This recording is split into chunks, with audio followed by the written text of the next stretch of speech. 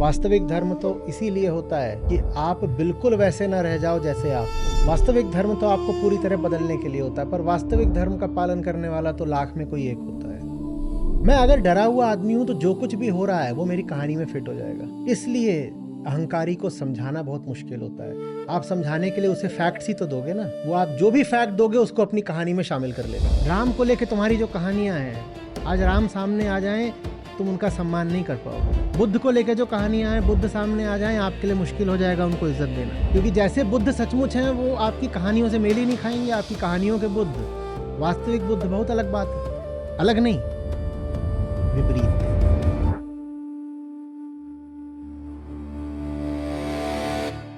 मैं जो हूं मेरा वैसा ही बने रहने के लिए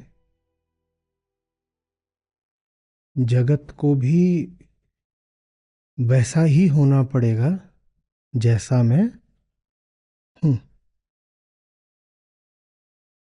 जिराफ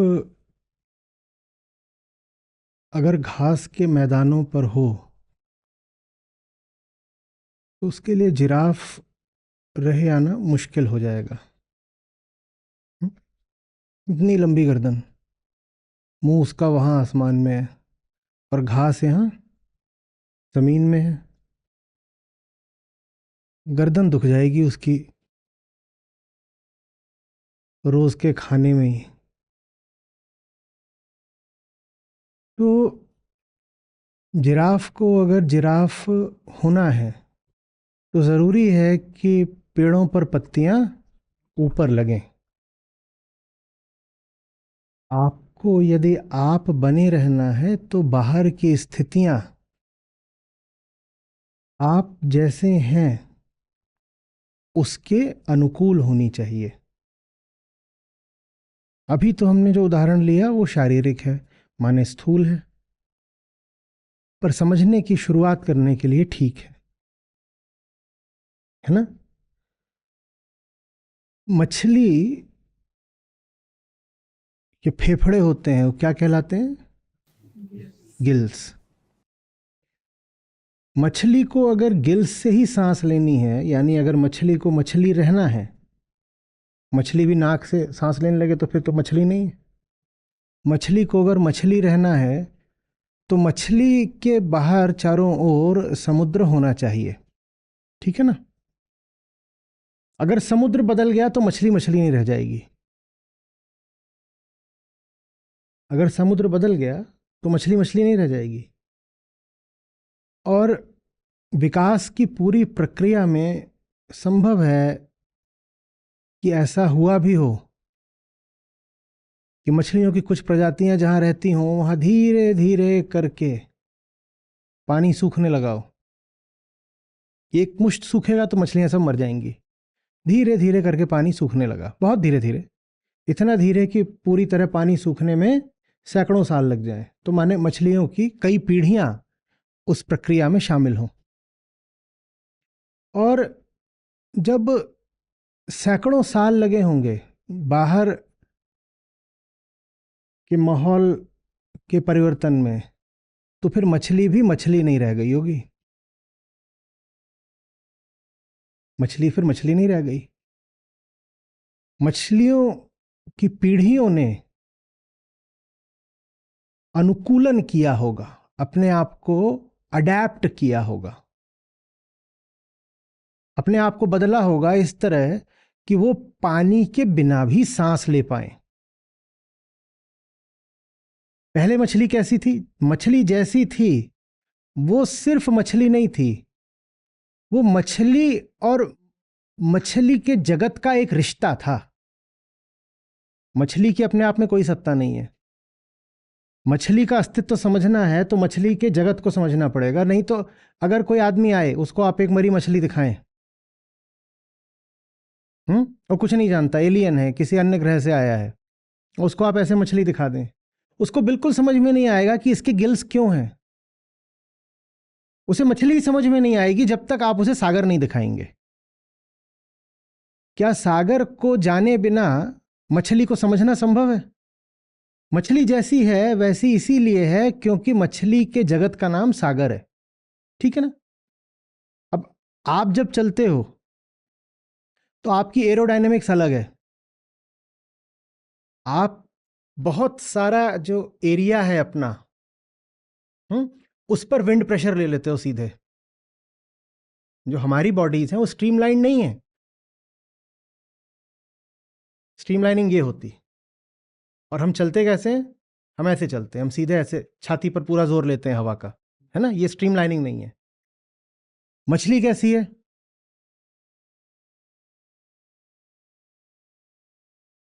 अब मछली ऐसी क्यों है, ये आप कभी नहीं समझ पाएंगे अगर आपने सागर को नहीं समझा। अगर आपको नहीं पता चला कि मछली कहाँ रहती है, तो मछली के शरीर की बनावट एरोडायनामिकली स्ट्रीमलाइंड क्यों है, ये आपको बात समझ में नहीं आएगी। आप कहोगे अजीब सी बात है, ऐसी क्यों है मछली? मछली ऐसी क्यों नहीं है? और आप भी ऐसे चल पाते हो, दोनों कंधे चौड़े करके, हवा का वेग छाती पर लेते हुए, क्योंकि हवा का जो घनत्व है, डेंसिटी है, वो पानी से बहुत कम है। अगर आप भी एक ऐसे जगत में होते, आपका वातावरण भी ऐसा होता, आप भी एक तरह से सागर में रहते हो। मछली जल के सागर में रहती है, हम हवा के सागर में रहते हैं। ये भी एक ओशन ही है, हमारा जो एटमॉस्फेयर है वो भी ओशन है, ठीक है ना? लेकिन आपका जो एटमॉस्फेयर है उसकी डेंसिटी बहुत कम है मछली के एटमॉस्फेयर की अपेक्षा, तो इसलिए आपकी संरचना ऐसी है, चल जाती है।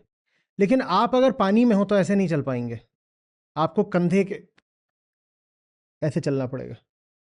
बात समझ रहे हैं? कंधा आप सामने को करोगे और चलोगे, ऐसे चलने पे पानी का सारा वेग अपने ऊपर आएगा, आगे को बढ़ना मुश्किल हो जाएगा, बहुत मुश्किल हो जाएगा। तो आप जैसे हैं उसको समझना है तो देखना पड़ेगा कि आपका जगत कैसा है, और आप जैसे हैं आपको वैसा ही बना रहना है, तो ये भी जरूरी है कि आपका जगत वैसा ही बना रहे। हमने कहा कि मछली का जगत अगर सूखने लग जाए तो वही मछली हवा से ऑक्सीजन लेने की कोई प्रक्रिया अपने शरीर में विकसित कर लेगी। माने अगर जगत बदलेगा तो जीव भी बदल जाएगा। मछली के जगत में पानी था, धीरे धीरे करके हजारों साल में पानी सूखने लगा, तो मछली उस बदलाव को रिस्पॉन्ड करेगी, एक प्रतिक्रिया करेगी। एक मछली नहीं, मछलियों की बहुत बहुत सारी पीढ़ियां, और बदलाव ये होता रहेगा कि धीरे धीरे मछली के शरीर में पीढ़ी दर पीढ़ी ऐसी प्रक्रिया विकसित हो जाएगी कि वो धीरे धीरे पानी से ही ऑक्सीजन न ले पाए, हवा से भी ऑक्सीजन ले ले। माने मछली को अगर आग्रह करे कि मुझे मछली ही रहना है, तो उसे एक आग्रह और भी करना पड़ेगा, सागर को सागर ही होना चाहिए। मछली की अगर जिद है कि उसे मछली ही रहना है, तो उसे एक आग्रह और भी करना पड़ेगा कि सागर को सागर ही होना चाहिए। क्योंकि सागर अगर सागर नहीं रहा, सागर कुछ और हो गया, तो मछली के पास अब विकल्प नहीं रहेगा, उसे भी कुछ और होना पड़ेगा, मजबूरी। यहां तक बात समझ में आ रही है? तो ये तो हमने कहा कि उदाहरण शुरुआत करने के लिए, समझने के लिए एक थोड़ा स्थूल था। अब इसी बात को आंतरिक जगत पर लाते हैं। जैसे शरीर नहीं बदलना चाहता, वैसे ही भीतर कोई बैठा है जो एकदम ही नहीं बदलना चाहता। समझिएगा, कोई मोटा हो जाए क्या आसानी से पतला हो पाता है? कोई पतला हो जाए क्या आसानी से मोटा हो पाता है? और पतला मोटा तो फिर भी हो जाता है। कोई नाटा हो जाए वो लंबा हो पाता है? चलो कर दें उसे किसी तरीके से, खींच दिया। कोई लंबा हो जाए उसको नाटा करके दिखाओ। अब शरीर बदलना नहीं चाहता। नहीं बदलता। आप यहां तीसरी आंख लगा सकते हो? नहीं, मतलब बहुत धार्मिक आदमी हो तो लगा लोगे, वो कुछ भी कर सकते हैं, पर आप लगा सकते हो। दो है तो है, शरीर नहीं बदलना चाहता। लिंग परिवर्तन हो सकता है, मतलब ठीक है कुछ लोग, पर आप मुश्किल पड़ेगा, मामला आसान नहीं है। शरीर नहीं बदलना चाहता। अरे और तो छोड़ दो, साधारण सी चीज है, हाथ टूट जाए तो कितना यत्न करना पड़ता है उसको जोड़ने के लिए। पहले तो टूटेगा नहीं आसानी से, और टूट गया तो चक्कर लगाओ डॉक्टर के, वो प्लास्टर बंधेगा, फिर भी पक्का नहीं कि ठीक से जुड़ा है कि नहीं। शरीर नहीं बदलना चाहता। जैसे जो न्यूटन का इनर्शिया का सिद्धांत है वो हर जड़ पदार्थ पर लागू होता है, शरीर पर भी लागू होता है। सिद्धांत यही बोलता है, things want to remain in whatever state they are. If they are in a state of motion, they want to stay in motion. If they are in a state of rest, they want to stay in rest. इसी बात को अगर थोड़ा सा विस्तार दोगे तो पता चलेगा कि हम जैसे हैं हम वैसे ही रहना चाहते हैं। तो शरीर एक चीज है जिसको बस हम उदाहरण के लिए ले रहे हैं, क्योंकि आज जो बात हो रही है वो कोई शरीर के लिए नहीं हो रही है। विद्वानों की बातें, संतों की वाणी, ये कोई शरीर को नहीं संबोधित करी गई, लेकिन समझने के लिए शरीर ठीक है।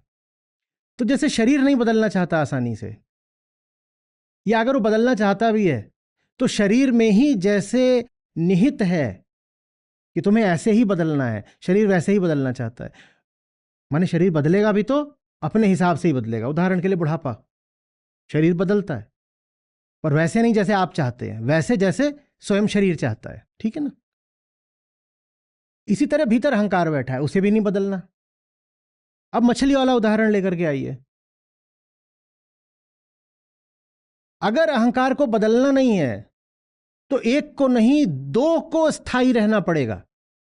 अगर मछली को बदलना नहीं है तो आपको मछली जैसी है मछली को वैसा रखो, और सागर जैसा सागर को वैसा रखो। माने मछली का जगत, मछली अगर बदलना नहीं चाहती, कह रही है डरी हुई हूं, मुझे बदलना नहीं, मैं बदलूं पता नहीं क्या हो जाए, अभी मेरी जो भी हालत है भले दुख की हालत है लेकिन मैं हूं, तो मैं दुखी हूं पर कम से कम हूं। तो मछली कहती है कि मेरी जो भी हालत में उसे बदलना नहीं चाहती। हालत बदल दी तो कहीं मेरा अस्तित्व ही मिट जाए, फिर क्या होगा। अभी हालत खराब है लेकिन अभी कम से कम कोई हालत है तो सही, ऐसा तो नहीं है ना कि मछली बची ही नहीं। तो मछली कहती है कि होगा कोई अज्ञात आनंद, उससे कहीं बेहतर है ज्ञात दुख। फेमिलियरिटी है ना, जानते हैं, हमें पता तो है हाँ ऐसा है। आप करते होंगे आगे की ऊंची ऊंची बातें, लेकिन हमें उनका कुछ पता नहीं और आप पे हमें भरोसा नहीं, क्योंकि डरे आदमी के लिए भरोसा बड़ी दूर की कौड़ी है।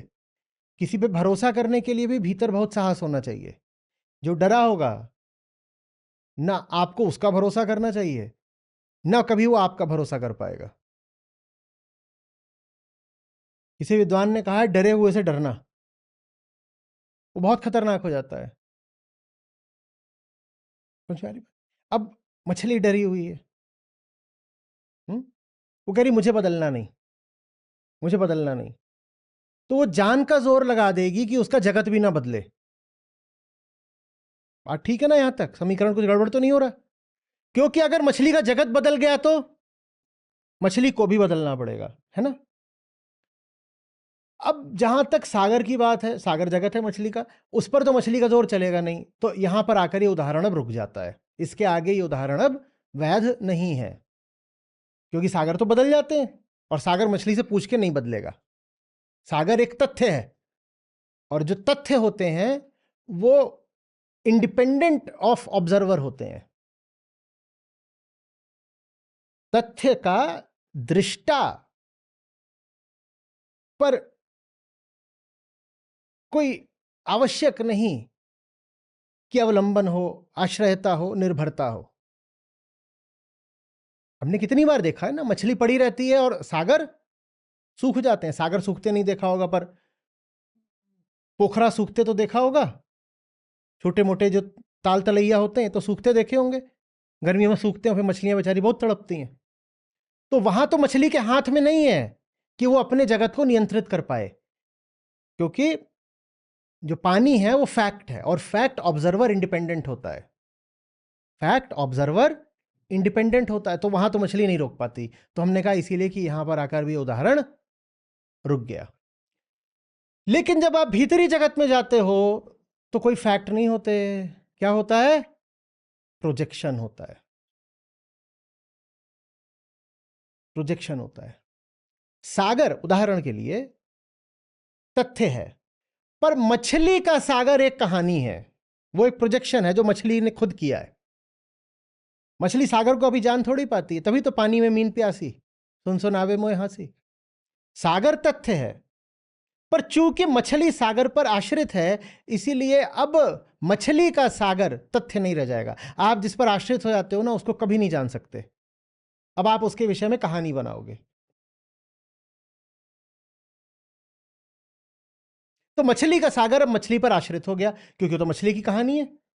आपकी कहानी तो आपके अनुसार चलेगी ना, सागर मछली के अनुसार नहीं चलेगा। पर सागर को लेके मछली के पास जो कहानी है, वो तो मछली के हिसाब से ही चलेगी। समझ में आ रही बात? अब सागर सूख गया, ये तथ्य है, पर सागर क्यों सूखा, ये एक कहानी है, और वो कहानी मछली की है, सागर की नहीं है। वो कहानी मछली के हिसाब से चलेगी। समझ में आ रही बात? तो भीतर अहंकार बैठा है, और अहंकार को भी अगर बचे रहना है तो उसे अपने अनुकूल जगत चाहिए। ठीक वैसे जैसे मछली को अगर शारीरिक रूप से बचे रहना है तो उसे अपने अनुकूल सागर चाहिए, वैसे ही अगर अहंकार को बचे रहना है तो उसे अपने अनुकूल जगत चाहिए। मछली बेचारी तो मजबूर है, सागर सूख जाते हैं, पर अहंकार मजबूर नहीं है, क्योंकि मछली का सागर एक तथ्य है, अहंकार का सागर एक कहानी है। अहंकार मजबूर नहीं है, क्योंकि कहानी तो बदली जा सकती है। मछली सागर को नहीं बदल सकती, पर मछली का अहंकार सागर के बारे में जो कहानी है उसको जब चाहे बदल सकता है। ये समझना जरूरी है, नहीं तो आज की बात में नो एंट्री, घुस ही नहीं पाओगे। खेल चलता कैसे है, पहले सिद्धांत समझेंगे, फिर उसके बाद एकदम जो ये 4 शब्द है खट से खुलेंगे। शरीर को बचने के लिए अपने अनुकूल जगत चाहिए, वैसे ही जो भीतर सूक्ष्म है शरीर, जिसको अहंकार बोल लो, उसको भी बचने के लिए अपने अनुकूल जगत चाहिए। शरीर तो मजबूर है, क्योंकि बाहर जो जगत है वो एक तथ्य है, शरीर उसको बदल नहीं सकता। आग लगी है तो लगी है, शरीर ये नहीं कह सकता कि वो पानी है, ठंडा है, हाथ डालोगे जलोगे। तथ्य तुम्हारी कहानियों के हिसाब से नहीं चलते ना, कहानियों पे आश्रित नहीं होते। लेकिन अहंकार के पास कोई तथ्य नहीं होते, वो किस पर जीता है? कहानी पर। मैं हूं, क्यों कहानी पर क्यों जीता? अच्छा बताओ। क्योंकि वो खुद झूठ है ना, तो उसका जगत भी तो झूठ ही होगा, झूठ माने कहानी। शरीर कम से कम तथ्य है, शरीर कम से कम व्यवहारिक तल पर है, अहंकार तो प्रातिभासिक तल पर है, वो झूठा है। तो जब अहंकार झूठा है तो अहंकार का जगत भी क्या होगा? शरीर का जगत तथ्य होगा, अहंकार का जगत कल्पना होगा। किसकी कल्पना? अहंकार की। शरीर का जगत तथ्य होगा और अहंकार का जगत कल्पना होगा। तो शरीर तो फंस गया मजबूरी में, क्योंकि अहंकार शरीर का जगत, तो शरीर उसको अपने हिसाब से फेरबदल नहीं कर सकता। पर अहंकार का जगत तो कल्पना है, और वो भी अहंकार की कल्पना, तो अहंकार को रास्ता मिल गया। अहंकार को रास्ता मिल गया, अहंकार अपने जगत को अपने हिसाब से बदल लेता है। यही वजह है बंधुओं कि मानव इतिहास की पूरी प्रक्रिया में शरीर का इवोल्यूशन हुआ है, ईगो का नहीं हुआ। क्योंकि माहौल बदलता गया बाहर, शरीर को मजबूर होकर इवॉल्व होना पड़ा, पर ईगो इवॉल्व नहीं हुई है। भीतर से आप आज भी वैसे ही हो जैसे लाख साल पहले थे, बाहर से बिल्कुल बदल गए। पुराने इंसानों को आप देखोगे, हर तरीके से आप बदले हुए हो। यही नहीं कि कपड़े लत्ते में, या उनका घर कैसा था, या उनके खाने पीने रहने तौर तरीके कैसे थे, उनके मुंह भी अलग थे आपसे। और कोई एक प्रजाति नहीं थी पुराने मनुष्य की, पुराने मनुष्यों की भी कई प्रजातियां थीं। वो तो बाकी सबको सफा चट करके एक बची है, होमोसेपियंस। पर होमोसेपियंस भी जैसी आज है, सिर्फ कुछ हजार साल पहले ऐसी नहीं थी। वो दिखने में भी अलग थी। शरीर बदलता गया, अहंकार नहीं बदला, क्योंकि शरीर मजबूर है बदलने के लिए। बाहर की स्थिति बदलेगी तो शरीर को मजबूर होकर बदलना पड़ेगा। अगर सागर सूखेगा तो मछली को मजबूर होकर बदलना पड़ेगा। लेकिन जरूरी नहीं है कि मछली का अहंकार बदल जाए। अहंकार नहीं बदला, अहंकार का कोई इवोल्यूशन नहीं हुआ है। सारा इवोल्यूशन किसका हुआ? शरीर का। अहंकार के तल पर हम आज भी अति प्राचीन हैं, हम एंटिक्विटी में जी रहे हैं। हम बिल्कुल वैसे ही हैं जैसे वो जो निकल रहा है भेड़िया अपनी खोह से, पेड़ पे चढ़ा हुआ है, वो दूसरे को मार रहा है। ऐसे ही तो आदि मानव था, और क्या कर रहा है वो दिन भर? कोई भजन कर रहा है, इसको दौड़ा लिया, उसको मार दिया, पूरे दिन का धंधा यही है। हम आज भी तो वही कर रहे हैं पूरे दिन, और क्या करते हो? वो पेड़ पे चढ़ा रहता था, बिल्डिंग पे चढ़े रहते हो, काम तो वही कर रहे हो, कुछ और है। अहंकार का कोई इवोल्यूशन नहीं हुआ है, कारण साफ है, शरीर मजबूर है बदलने के लिए, क्योंकि शरीर तथ्यों से संपर्क में है। अहंकार तो स्वयं एक कहानी है, और वो कहानियों के ही सागर में जीता है, तो वो बदलने के लिए मजबूर नहीं है। वो अपने इर्द गिर्द ऐसी कहानियां रच लेता है कि उसे बदलना ही ना पड़े। शरीर कहानी रचेगा तो कोई बात नहीं बनेगी। यहां धुआं धुआं छा जाए और मैं कहानी रचूं कि यहां कोई धुआं नहीं है, तो कुछ नहीं होगा, फेफड़े जवाब दे देंगे, 5 मिनट में मर जाऊंगा। शरीर कहानियों में नहीं जी सकता, अहंकार कहानी में जी सकता है। अहंकार कहानी ही है और कहानी में ही जीता है।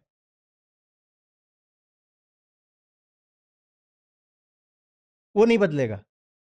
और वो जैसे ही अपने ऊपर खतरा आते देखता है, वो क्या करता है? वो अपनी कहानी बदलता है। शरीर जब अपने ऊपर खतरा आते देखता है तो स्वयं को बदलता है। शरीर पर खतरा आएगा तो शरीर इवॉल्व करेगा, वो स्वयं को बदल देगा। और अहंकार पर खतरा आएगा तो अहंकार अपने जगत को बदल डालेगा, स्वयं को नहीं बदलेगा। शरीर का जगत बदलेगा तो शरीर जगत पर तो कोई नियंत्रण रख नहीं सकता, तो शरीर किसको बदलेगा? स्वयं को बदलेगा। समझ में आ रही बात? पर अगर अहंकार पर खतरा आएगा तो अहंकार ऐसी चीज है जो खुद को बदल नहीं सकता, बदलना उसके लिए मिटने जैसा है। तो अहंकार पर जब खतरा आता है तो अपनी कहानी बदलता है। क्या करता है? कहानी। और वो लगातार अपनी कहानी ऐसी रखता है कि वो उसके अनुकूल बनी रहे। अहंकार की कहानियां सदा उसके अस्तित्व के अनुकूल ही रहती हैं, इसीलिए सबकी अलग अलग कहानियां होती हैं। आप यहां कमरे में बैठे हुए, कमरा सबका अलग अलग नहीं है, पर इस कमरे को लेके एक एक की अलग अलग कहानी है। कहूं आपसे? अच्छा, सब लोग यहां पर, ये जो हमारा एकदम, क्या बोलूं इसे, हॉल, मिनी ऑडिटोरियम, जो भी बोलो, इसके बारे में जरा 2-2 वाक्य लिखिएगा। मैं आपसे कहूं फोटो खींचिए इसकी, फोटो एक आएगी, एक ही फोटो होगी, अलग फोटो नहीं आ सकती। ठीक है ना? हाँ, कोण वगैरह आप अलग कर लो, पर फोटो एक ही है। पर मैं आपसे कहूं 2-2 वाक्य लिखिए इस जगह के बारे में, बिल्कुल अलग आएगी। कहानियां अलग होती हैं, तथ्य अलग नहीं होते। एक तथ्य के बारे में 70 कहानियां निकलेंगी, अभी अभी निकलेंगी कि नहीं निकलेंगी? अहंकार तथ्यों में नहीं जीता, वो कहानियों में जीता है। और आप जो कुछ भी इस हॉल के बारे में लिखेंगे, उसका रिश्ता इस हॉल से कम आपके अहंकार से ज्यादा होगा। सच तो यह है कि आप जो कुछ भी लिखें, उसको देख करके आपके बारे में कुछ बताया जा सकता है। कहानी ऐसी होती है हमारी कि उससे कहानी के विषय का कम और कहानीकार का ज्यादा पता चलता है। आपकी दुनिया में जो कुछ भी है वो सिर्फ इसलिए है ताकि आप जैसे हैं वैसे ही बने रहें।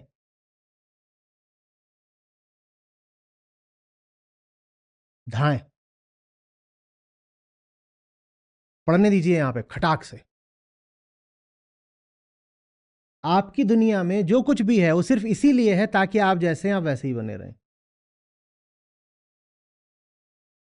ऊंचे से ऊंचा और नीचे से नीचा, लाल रंग का भी और पीले रंग का भी, दाएं का भी और बाएं का भी, अतीत का भी और भविष्य का भी, जो कुछ भी है आपकी दुनिया में वो सिर्फ इसलिए है ताकि आप जैसे हैं भीतरी तल पर अहंकार उसको बदलना ना पड़े, वो जैसा है वैसा ही बना रहे। आपकी दुनिया का और कोई औचित्य है ही नहीं। उसका सिर्फ एक पर्पस, सिर्फ एक उद्देश्य है कि अहंकार यथावत रहे। और आपकी दुनिया किसी काम आती ही नहीं है आपके, वो सिर्फ आपको माने अहंकार को बचाने के काम आती है। दुनिया माने कहानी आपकी। अहंकार तथ्यों में तो जीता नहीं, तो उसकी तो कहानियां होती हैं ना, सतरंगी। और वो सब कहानियां सिर्फ एक उद्देश्य के लिए होती हैं कि तुम्हें बदलना ना पड़े, तुम्हें बदलना ना पड़े।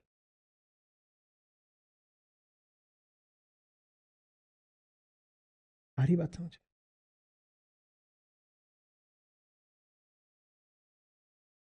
तुम जैसे हो उसी के अनुकूल और उसी के अनुसार अपना एक आंतरिक जगत निर्मित कर लेते हो, और उस आंतरिक जगत के माध्यम से तुम जस्टिफाई करते हो कि तुम जैसे हो। तुम ये थोड़ी बोलोगे कि उस जगत का निर्माण मैंने किया है, क्योंकि मैं जैसा हूं मुझे वैसे ही रहना है। तुम एक कहानी रचोगे और फिर उस कहानी के माध्यम से कहोगे कि ये कहानी निर्धारित कर रही है कि मैं कैसा हूं। फिर तुम कहोगे देखो, मछली जैसी है उसका निर्धारण कौन करता है? सागर। तो वैसे ही मैं जैसा हूं उसका निर्धारण कौन कर रहा है? मेरी कहानी। नहीं नहीं नहीं, यहां यहां गड़बड़ है, क्योंकि सागर को मछली ने नहीं रचा, लेकिन तुम्हारी कहानी को तुमने रचा है। और वो कहानी रची ही इसीलिए गई है ताकि उस कहानी के माध्यम से तुम वैसे ही बने रह जाओ जैसे तुम हो। माने अपना ही नुकसान करने के लिए कहानी रची है। हाँ, अब क्या करें? अब क्या करें?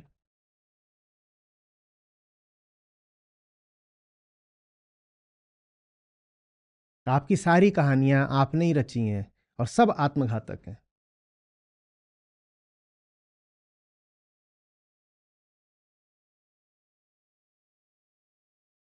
जो कुछ भी आपने रचा है, आपको लगता होगा कि आपने इसलिए रचा है ताकि आप कुछ भला हो जाए, कल्याण हो जाए। नहीं, जो कुछ भी आपने रचा है वो इसीलिए रचा है ताकि आपका भला ना होने पाए।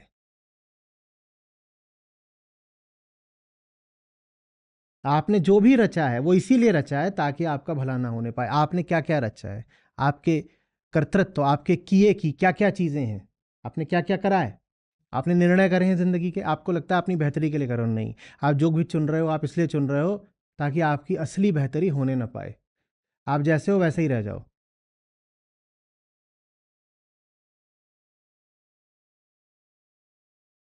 मैं अमुक जाति का हूं, एक छोटा सा उदाहरण है। मैं अमुक जाति का हूं, मुझे विवाह भी उसी जाति में करना है। जेनेटिक्स अच्छे से बताता है कि अगर विवाह का प्रयोजन संतानोत्पत्ति है तो सबसे अच्छी संतानें तब पैदा होती हैं जब दो डाइवर्स जेनेटिक पूल मिलते हैं। लेकिन अगर किसी डाइवर्स आदमी के साथ बैठोगे तो अपने आप को बदलना पड़ेगा। इससे अच्छा कहते हो नहीं नहीं नहीं, अपने ही समुदाय, अपने ही संप्रदाय के जो लोग हैं उन्हीं के साथ ब्याह कर लो। और ये अपनी नस्ल को कमजोर करने का सबसे सही तरीका है। जो अपने ही जैसे उन्हीं के साथ ब्याह कर लो, तुम्हारी नस्लें एक के बाद एक कमजोर होती जाएंगी।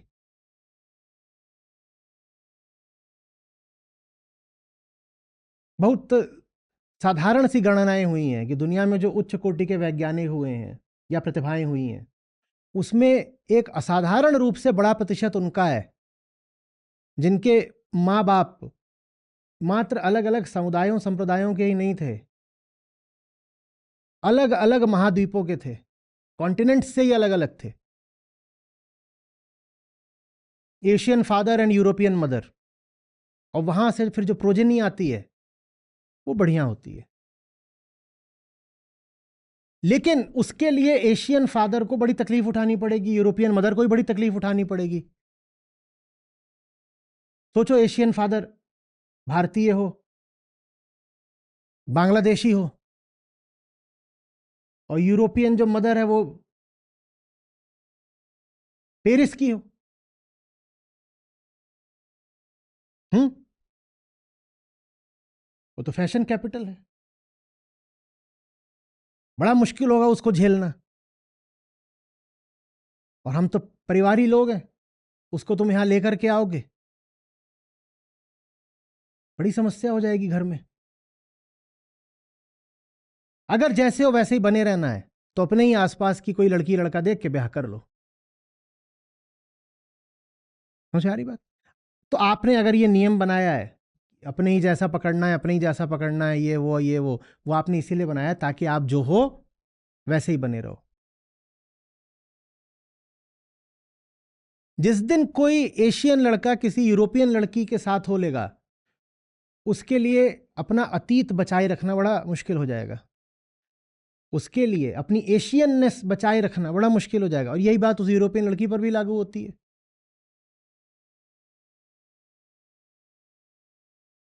समझ में आ रही बात है?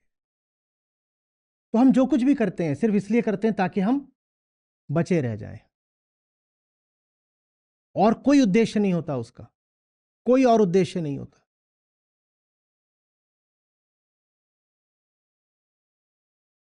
हमने जो कुछ भी रचा है, विशेषकर जो कुछ सूक्ष्म है, उसको देखो। तो यही पूछना अपने आप से, अपने भीतर की कौन सी चीज को बचाने के लिए हमने ये रच दिया? किसी कौम की, किन्हीं लोगों की, किसी समुदाय की, किसी नस्ल की कहानियां होती हैं, रीति रिवाज होते हैं, परंपराएं होती हैं, संस्कृति होती है। उसमें जितने तत्व होते हैं अधिकांशतः वही होते हैं जो उसे बदलने से रोकते हैं। परंपरा का अर्थ ही है कि जो चीज बदली ना जाए। अगर उसे आप लगातार बदल ही दो तो फिर वो परंपरा कहां रही? हम जो कुछ भी रचते हैं अपने अहंकार को बचाने के लिए ही रचते हैं।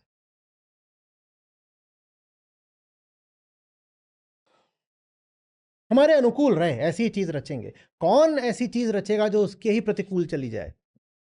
पागलपन है। कोई नहीं रचेगा ना। तो हम सब कुछ वैसे ही रचते हैं जो हमें ठीक बैठे। अब समझे, लोगन राम खिलौना जाना। तुम अपने रिश्ते रचोगे अपने अनुकूल, अपने हिसाब से।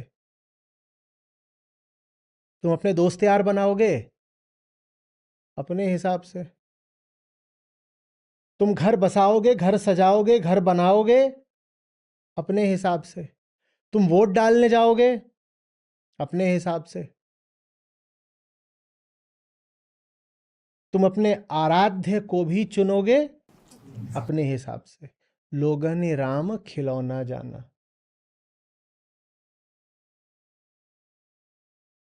चीनियों का आराध्य बड़ी आंखों वाला नहीं होगा। चीनियों के लिए अपमान की बात की हो जाएगी ये।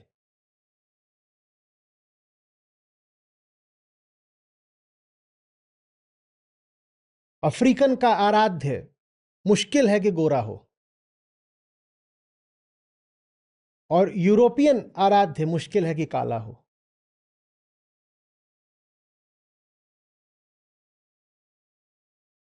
आपका आराध्य अगर आप उसे श्रृंगार करा रहे हैं और कपड़े पहना रहे हैं तो बिल्कुल वैसे पहनाएंगे जैसे आप पहनते हैं। सब कुछ आप अपने अनुकूल रखेंगे, क्योंकि आप अगर आप अगर साड़ी पहनती हैं, आप सलवार सूट पहनती हैं, और आपने अपने आराध्य को कुछ और पहना दिया, तो फिर सवाल उठेगा ना कि जब तुम्हारा आराध्य वो पहन रहा है तो तुम ये क्यों पहन रहे हो? तुम्हें बदलना पड़ेगा। तुम्हें ना बदलना पड़े इसीलिए तुम अपने आराध्य को वही सब पहना दोगे जो तुम पहनते हो। लोगन राम खिलौना जाना।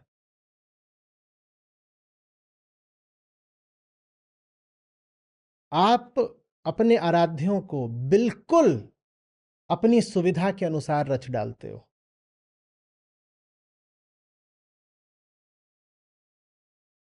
कहने को मनुष्य धर्म की शरण में इसलिए जाता है ताकि उसका विकास हो सके, और विकास माने परिवर्तन होता है ना।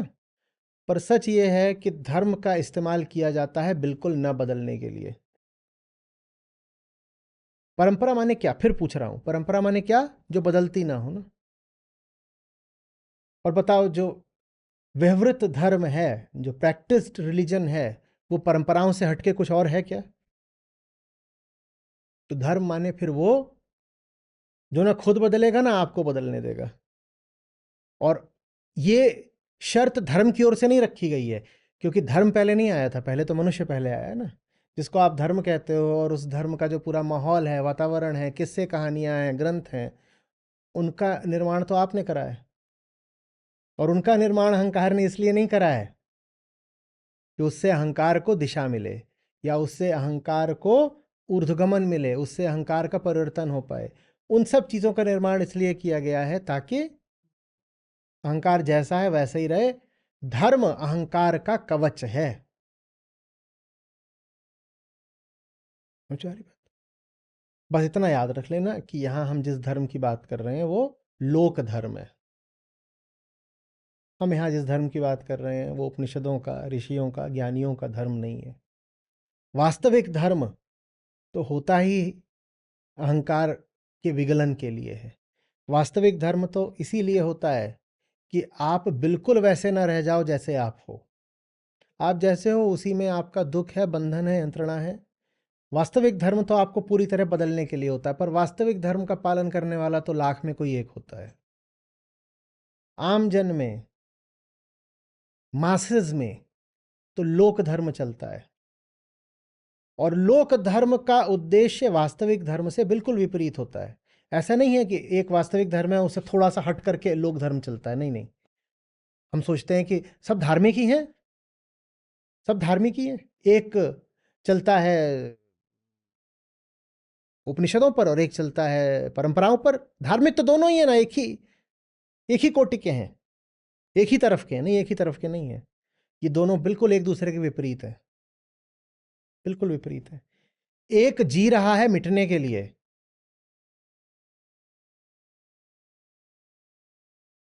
और दूसरा जी रहा है बचने के लिए। ये दोनों एक ही तरफ के कैसे हो गए? जो वास्तविक धार्मिक आदमी है वो जी रहा है ताकि वो लगातार बदल सके और इतना बदले कि मिटी जाए। और जो लोक धर्म का पालन करने वाला है वो जी रहा है कि कुछ भी हो जाए किसी कदर अपने आप को बचा लूं, और अपने आप को बचाने के लिए जितनी कहानियां रचनी पड़े सब रचूंगा। कोई कौम ऐसी हो जाए जिसको चोरी की आदत लग जाए, और जहां चोरी स्वीकार्य और सम्मान्य हो जाए, तो वो कौम अपने लिए जिन आराध्यों की कल्पना करेगी वो सब के सब चोर होंगे। और उस कौम के साधारण लोग अगर छोटे मोटे चोर होंगे तो उसके आराध्य बहुत बड़े चोर होंगे। कोई कौम ये सोचने लग जाए कि लंबा होना बड़ी बात होती है, तो अपने आराध्यों की कल्पना करेगी ऐसे ताड़ जैसे लंबे।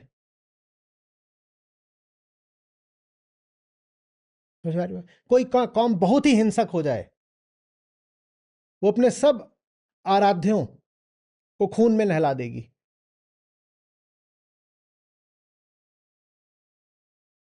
लोगन राम खिलौना जाना। धर्म तो अहंकार का खिलौना है, वास्तविक धर्म नहीं, लोक धर्म। वो अहंकार का खिलौना है। अहंकार उसे अपने मजे, अपने मनोरंजन के लिए इस्तेमाल करता है, और जब अहंकार पे खतरा आता है तो फिर यही लोक धर्म अहंकार का कवच भी बन जाता है। हमने कहा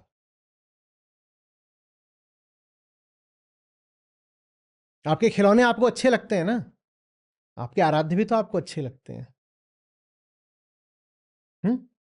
और अब तो ऐसा चल गया है कि बिल्कुल उनको खिलौनों की तरह ही रखते हैं बहुत लोग, गुड्डे गुड़िया की तरह।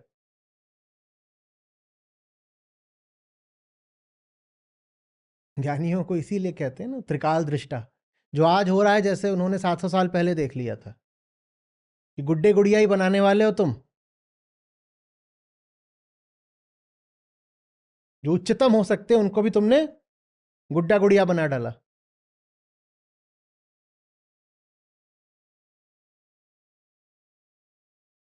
माला तिलक पहनी मन माना। खुद भी तुम कुछ भी पहनते हो और सोचते हो धार्मिकता है, और पहनते वही सब हो जो पहनने में तुम्हें रस है।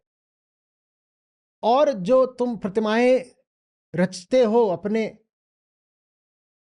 पूज्यों की, उनको भी तुम कुछ भी पहना देते हो जैसे कि वो उन्होंने धारण किया। उन्होंने थोड़ी धारण किया, तुमने धारण करवाया है। वो थोड़ी कहने आए थे कि हमें ये सब पहनना है, तुम पहनवा रहे हो। अपने हिसाब से कुछ भी कहते हो और फिर कहते हो ऐसा हुआ था, ऐसा हुआ था। ये कहने जो तुम्हारे पूज्य हैं, आदर्श हैं, आराध्य हैं, वो आए हैं, तुम कह रहे हो। उन्होंने कब कहा कि ऐसा हुआ था? और तुम कहते हो नहीं यही सब हुआ था, यही इतिहास है हमारा।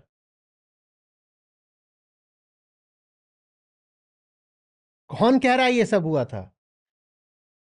जो उस कहानी के केंद्र में है वो कह रहे हैं, या उस कहानी का जो रचयिता है वो कह रहा है? जो तुमने रची है कहानी, तुम बोल रहे हो ये सब हुआ था। जो उस कहानी में है उन्होंने खुद कभी बोला कि ये सब हुआ था? और कहानी में जो कुछ होता है, गौर करना, वो बिल्कुल वैसा ही होता है जैसा तुम्हारा आज का जीवन होता है। तुम्हारे आज के जीवन में जातिवाद है तो तुम्हारी कहानी में जातिवाद जरूर मौजूद होगा, और ये संयोग नहीं है। क्योंकि आज के जातिवाद को कायम रखने के लिए जरूरी है कि तुम्हारी जो पूज्य कहानी है उसमें भी जातिवाद हो। नहीं होगा जातिवाद उस कहानी में तो तुम डाल दोगे, पर होगा जरूर, किसी तरीके से पहुंचाओगे जरूर उसमें जातिवाद। जैसे मछली के लिए जरूरी है कि सागर हो, वैसे ही जातिवादी समाज के लिए जरूरी है कि उसकी धार्मिक कहानियों में भी जातिवाद हो। एक अकेला नहीं बच सकता, जिसको बचना है उसे अपने अनुकूल जगत भी बनाना पड़ेगा। तो अहंकार अपने अनुकूल जगत की रचना करता है ताकि वो अपने आप को जायज, वैध, सही से ठहरा सके, जस्टिफाई कर सके। बोलता है हम जो कर रहे हैं, देखो कोई हम थोड़ी कर रहे हैं, वो तो पुरानी कहानियों में लिखा है इसलिए हम कर रहे हैं। वो पुरानी कहानियां लिखी किसने? तुम्ही ने तो लिखी हैं, और किसने लिखी हैं? और तुमने लिखी इसीलिए है ताकि तुम जैसे हो ऐसे ही बने रहो।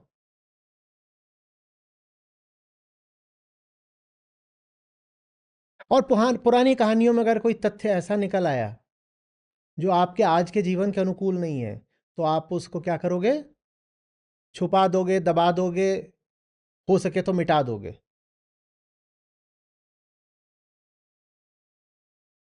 अभी कुछ दिन पहले मैंने सत्यकाम की बात करी थी।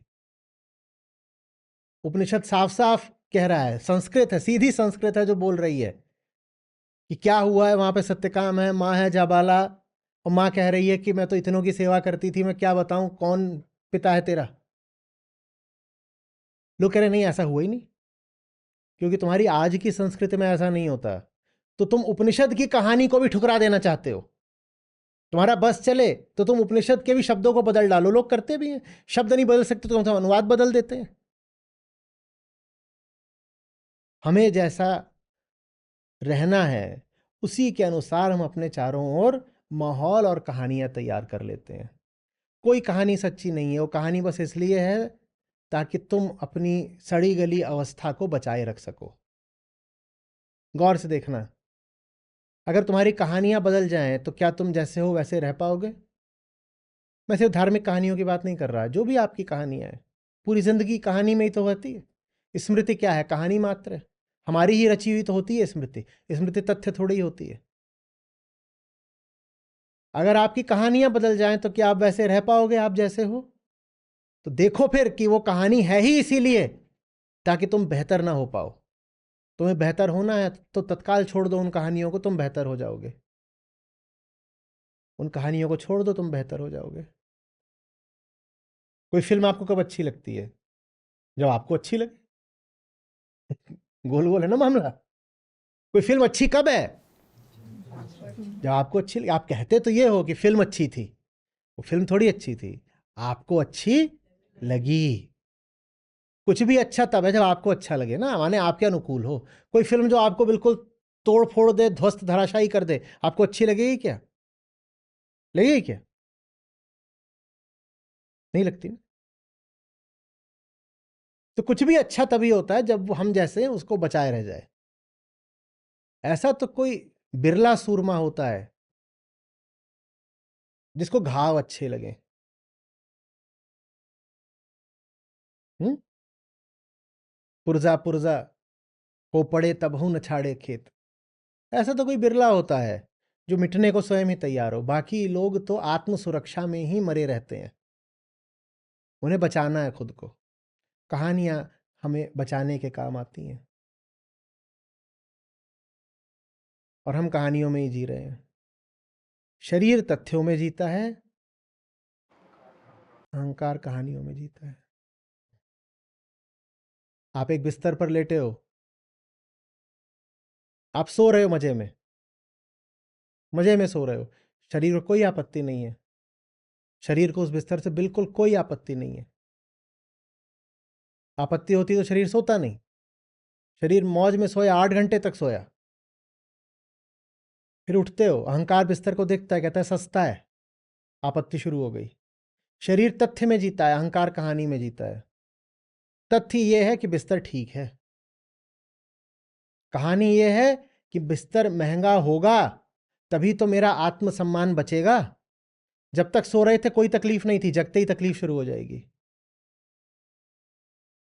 धोखे से, किसी वजह से किसी ने आपको ऐसे ही साधारण से बिस्तर पर सुला दिया, आपको नींद लग गई, थके हुए थे, कोई समस्या हुई, बिस्तर में अगर वास्तव में कुछ गड़बड़ होती तो आपको नींद नहीं आनी चाहिए थी, आप 8 घंटे तक मस्त सोए, पर उठोगे अब समस्या हो जाएगी कि अरे इसका तो कोना टूटा हुआ है, इसकी तो लकड़ी झड़ी हुई है, एल्यूमिनियम का है।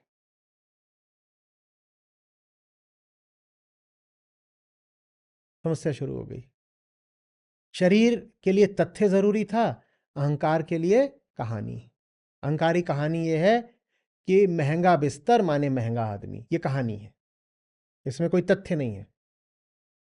शरीर तथ्य में था, शरीर कह रहा है बिस्तर बस ऐसा होना चाहिए नींद आ जाए, और अगर नींद आ रही है तो बिस्तर ठीक है। बिस्तर ठीक है या नहीं इसकी कसौटी नींद है, नींद आ गई तो बिस्तर ठीक है। अहंकार के लिए नींद नहीं कसौटी है, अहंकार के लिए उसकी महंगाई कसौटी है। ये कहानी है अहंकार की कि महंगे बिस्तर का आत्मसम्मान से कुछ रिश्ता है, ये कहानी है, इसमें कोई तथ्य नहीं है। अहंकार कहानियों में जीता है और वो अपने हिसाब से फिर कहानियां बनाएगा। अब मैं कहानी बताता हूं कैसे बनाएगा। अगर अब ये मजबूरी पैदा ही हो जाए कि उसी सस्ते बिस्तर पर ही सोना है अगले 2 साल तक, तो अहंकार अपनी कहानी बदल देगा। अहंकार कहेगा अरे सादा जीवन उच्च विचार, बड़े लोग वो जो सादगी में जीते हैं, कहानी बदल देगा 2 साल तक, वरना वो जी नहीं पाता ना। अगर पुरानी कहानी ही शेष रहती तो पुरानी कहानी तो कह रही थी कि महंगा बिस्तर तो ऊंचा आदमी और सस्ता बिस्तर तो नीचा आदमी। अहंकार कैसे 2 साल तक अपने आप को नीचा बोलता, तो तत्काल वो अपने आप को बचाने के लिए कहानी बदल डालेगा। कहानी तो अहंकार की कठपुतली है, कहानी तो कभी बदली जा सकती है, बिस्तर का तथ्य नहीं बदला जा सकता। बिस्तर नहीं बदल पाओगे तुम, बिस्तर तो अब फंस गए, लेकिन बिस्तर को लेकर कहानी बदल दो। कहोगे ऊंचे लोग वो होते हैं जो सस्ती चीजों में रहते हैं, कहानी बदल जाएगी। इसीलिए जैसे जैसे एक कौम अपने इतिहास में आगे बढ़ती है, वो पुराने आदर्शों को ठुकरा देती है या बदल देती है या उनका रूपांतरण कर देती है और नए आदर्शों को पकड़ना शुरू कर देती है।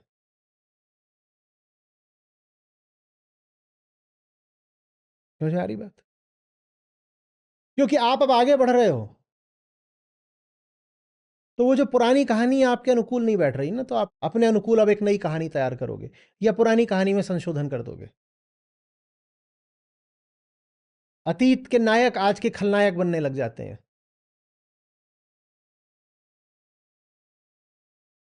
कहानी बदलना जरूरी है, कहानी तो मेरे हाथ की चीज है। और हम इतना अपने आप को धोखा देते हैं कि आश्वस्त करे रहते हैं स्वयं को कि कहानी मेरे हाथ की चीज नहीं है। कहानी तो अपने आप में एक स्वतंत्र वस्तुगत तथ्य है, अपनी ही करतूत को ऐसे दिखाते हैं जैसे कि वो तो हमसे स्वतंत्र हो, ऑब्जेक्टिव हो, फैक्चुअल हो, वस्तुगत हो। आचार्य नागार्जुन बहुत जोर से हंसे। उन्होंने एक आदमी को देखा जिसने अपने दीवार पर एक बहुत भयंकर राक्षस का चित्र बनाया और उसके बाद उस चित्र को देख के थर थर कांपने लगा और बेहोश होने लगा। तो बाप रे कितना भयानक है। कह रहा है अभी खा ही जाएगा मुझको, कहीं से आ गया बाहर से, छोड़ेगा नहीं। बोले तभी तो समझा रहा हूं ना कि तुम्हारा मामला सब शून्य है, तुम ही ने बनाया और अब तुमने अपने आप को समझा लिया कि तुमने नहीं बनाया। कहानी तुम्हारी है, पर तुमने अपने आप को कैसे समझा लिया है कि कहानी नहीं है, हकीकत है। तुम्ही ने उस राक्षस की तस्वीर बनाई और अब कांपे जा रहे हो कि हाय हाय। और यही नहीं कि अभी खा जाएगा, कहानी तो पूरे विस्तार में चलती है, तभी तो वो असली लगेगी। वो कहानी में ये भी होगा कि ये जो राक्षस है इसके बाप ने भी खाया था मुझे, और अभी परसों आकर के ये लूट ले गया था, आज फिर से आया है। कहानी इतनी थोड़ी होगी कि राक्षस अभी है, कहानी तो पूरा विस्तार लेती है और पुरखों तक जाती है। वो कहानी तुमने ही रची है, और अब ऐसे कह रहे हो जैसे वो कहानी नहीं हकीकत है। लोग निराम खिलौना।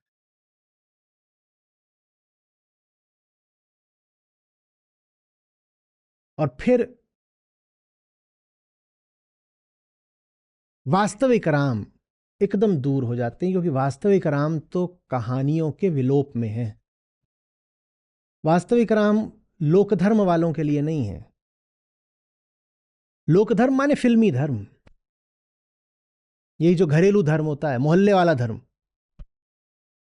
पंडालों वाला धर्म, उनके लिए वास्तविक राम है भी नहीं। जो कहानियों में जीते हों उनके लिए बस कहानियों के राम है।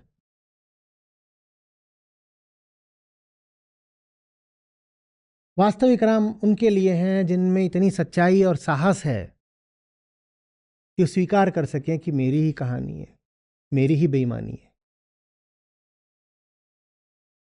आज के जगत की कोई कुरीति हो और मैं समझाऊं कि इसको छोड़ दो, इसमें तुम्हारा ही नुकसान हो रहा है, तो तत्काल प्रतिवाद आता है।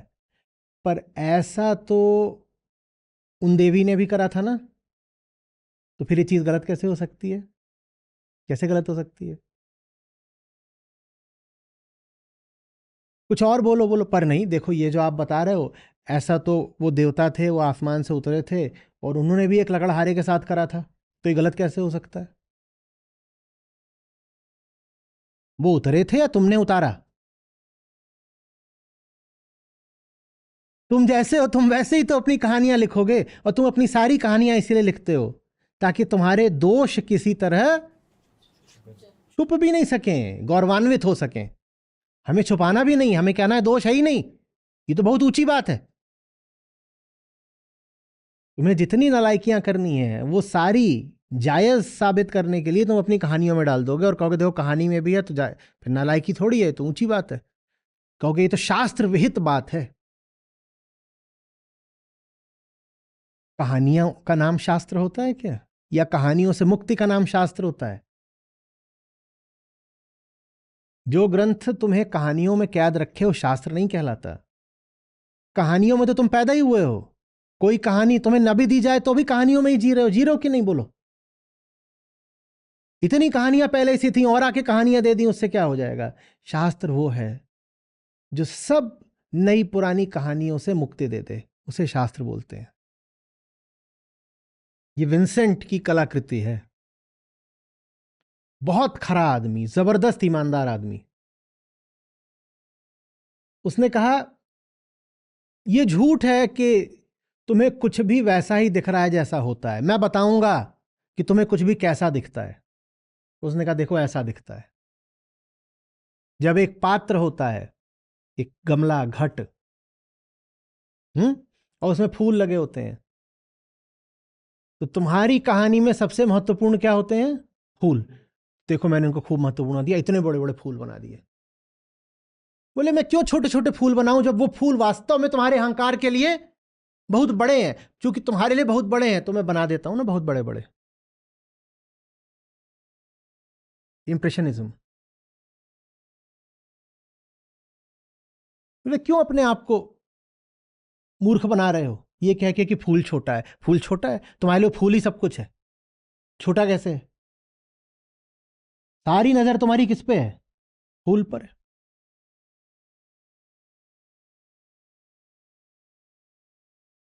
विंसेंट अगर कभी कृति खींचते कि एक दुकानदार की नजर में ग्राहक कैसा है, तो बताओ कैसा बनाते? बहुत छोटा सा शरीर और इतनी बड़ी जेब। बाकी से तो दुकानदार कोई मतलब है? दुकानदार की कहानी में ग्राहक की आंखें कहीं आती हैं? वो कभी देखेगा कि ग्राहक की आंखों में कहीं दर्द तो नहीं है? वो नहीं देखेगा। ग्राहक का कुछ भी क्या दुकानदार की दृष्टि में आता है? ग्राहक की एक ही बात दुकानदार की दृष्टि में आती है, क्या? उसकी जेब। तो विंसेंट कहते हैं ये रहा ग्राहक, वो इतना सा इत्तू सा होता ग्राहक और इतनी बड़ी होती उसकी जेब।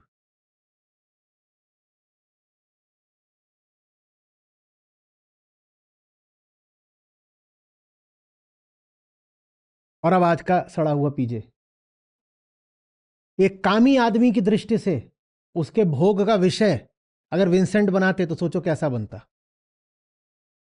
कामी पुरुष है, कामी महिला है, वो एक दूसरे व्यक्ति को देख रहा है तो कैसा देखता। विंसेंट दिखा देते कि ऐसा ही देखते तुम, ये है, तुम्हें इंसान कहाँ दिख रहा है, कहाँ दिख रहा है। सबसे छोटा वो मालूम है किसको करते, इसको कहते उसके पूरे शरीर में जो चीज तुम्हारे द्वारा सबसे उपेक्षित है वो है उसकी चेतना। तुम्हें कामना के वशीभूत होकर किसी की चेतना से कहाँ मतलब रहता है। तो अगर वो दिखाते कि एक पुरुष है वो एक स्त्री को देख रहा है तो उस स्त्री का सबसे पहले जो मुंह है ना एकदम इतना छोटा सा, ये तो उड़ा ही देते, ब्रेन उड़ा दिया, ये है ही नहीं उसके, हमें देखना ही नहीं। और जितने उसके यौनांग थे वो सब बिल्कुल ऐसे जबरदस्त तरीके से बड़े कर देंगे। मात्र इन यौनांग ही बचेंगे, उसका पेट वगैरह भी हटा देंगे। उस पेट से भी उसको भूख लगी है कि नहीं लगी तुम्हें क्या मतलब, सोचते हो क्या। जिसके प्रति वासना उबल रही हो उसने कुछ खाया है कुछ पिया, हम तो ये भी नहीं सोचते। ये तो बहुत दूर की बात है कि उसकी चेतना कैसी है, उसके विचार कैसे हैं, वो भीतर से कितना मुक्त है, ये तो बहुत दूर की बात है। ये भी जब ज्वर चढ़ता है तो कहाँ सोचता है आदमी कि जिसकी ओर जा रहे हो शिकार करने, उसने कुछ खाया पिया भी है, तो पेट भी गायब।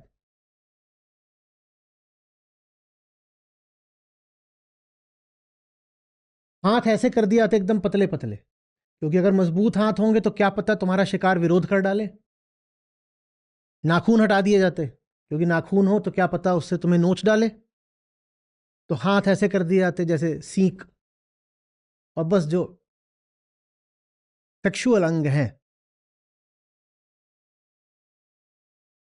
अहंकार तथ्य में नहीं जीता। अहंकार के लिए सब कुछ क्या है, कहानी। क्योंकि अहंकार स्वयं क्या है, कहानी। एकदम इस बात को निकाल दीजिए भीतर से कि आप तथ्यों में बात करते हैं। आप तथ्यों में नहीं बात करते, आप इंप्रेशंस में बात करते हैं। You never have a thing, you only have the impression of it. इंप्रेशनिज्म। जो थिंग में जीने लग गया वो तो मुक्त हो गया। फिर थिंग को कहां जानते हैं। वही जैसे कृष्णमूर्ति ने पूछा था, have you ever seen a tree. You never know a thing. वस्तु नहीं होती, हमारे पास क्या होते हैं, विषय होते हैं। जिस वस्तु से आपका स्वार्थ जुड़ गया वो विषय बन जाता है। और ऐसी कोई वस्तु है नहीं जिससे हम अपना स्वार्थ ना जोड़ें। हम ऐसे भूखे लोग हैं। अहंकार वो जिसका पेट हमेशा बज ही रहा है, बड़ बड़ बड़ बड़ खाली, तो उसके लिए कोई वस्तुएं नहीं होती, उसके लिए विषय मात्र होते हैं। वो कुछ भी देखेगा उसमें कहीं ना कहीं अपना स्वार्थ खोजेगा।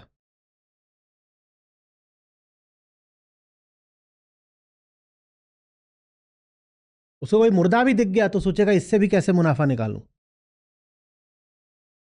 मुर्दे को भी अपनी कहानी में कुछ ऐसा स्थान देगा कि अहंकार को मजबूती मिले, स्वयं को मजबूती मिले। मैं बहुत सीधा आदमी हूं और इसलिए सबने मेरा शोषण करा है, ठीक है। मैं बहुत सीधा आदमी हूं इसलिए सबने मेरा शोषण करा है, ठीक है। अब बताना कहानी कैसे चलेगी। वो उधर को जा रहा है, जल्दी बताओ अब कहानी क्या बोलेगी। शोषण करके जा रहा है। वहां चाकू रखा, चाकू उठाने जा रहा है, मारेगा मुझे। वो उसने मेरी ओर एक ये देखो ये पता नहीं क्या तान दिया है, वो पीछे देखो। कहानी क्या बोलेगी, जरूर मिसाइल लॉन्चर है। अभी मिसाइल ही निकलेगी उसमें से। मान नहीं रहा इतना बोलने पर भी लगा हुआ है।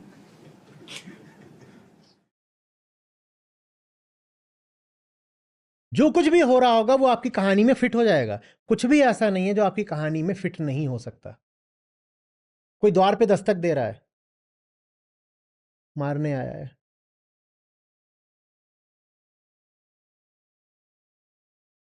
फोन क्या हुआ इसका आज, नेटवर्क गायब है। गायब नहीं है, जैमर लगाया गया है ताकि मुझे मारा जा सके।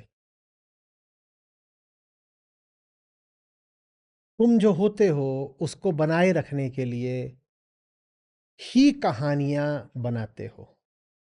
कहानियां आकस्मिक संयोगिक नहीं होती। हर कहानी सिर्फ इसलिए होती है ताकि तुम जैसे हो वैसे ही रहे आओ।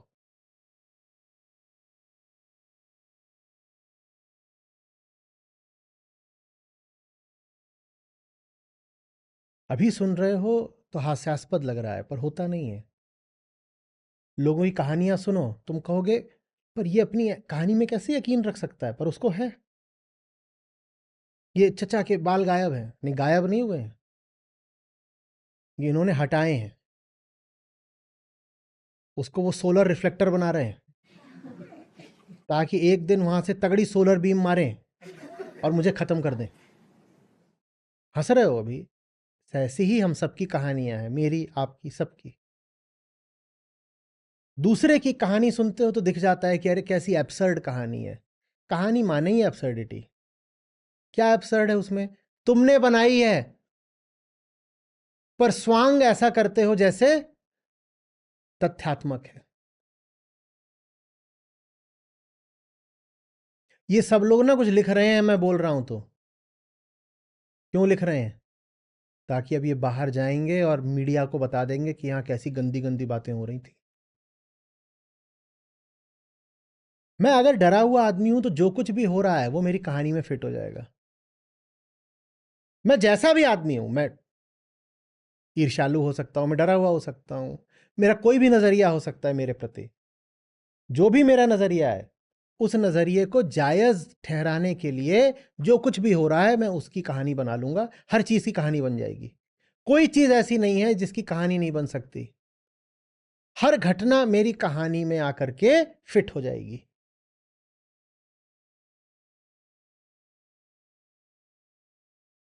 क्लाइमेट चेंज हो रहा है, देवताओं की साजिश है मुझे मारने के लिए। कोई नहीं मरेगा, सिर्फ मैं मरने वाला हूं।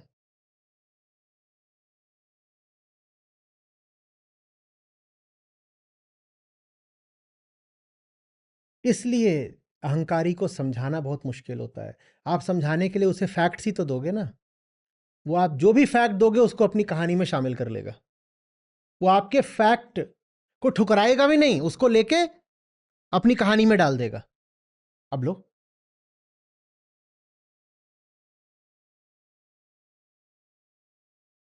कल्पना का कोई अंत है? ये आचार्य धर्म को तोड़ रहा है तो आप उसके सामने तथ्य रखोगे, कहोगे लाखों लोगों को तो उन्होंने धार्मिक ग्रंथ पढ़ा दिए, तो धर्म को कैसे तोड़ दिया? बोले यही तो बात है। धार्मिक ग्रंथ पढ़ाएगा तभी तो धार्मिक लोग उसके पास आएंगे। जब धार्मिक लोग आएंगे तो उनको तोड़ेगा। ऐसे धर्म को तोड़ रहा है।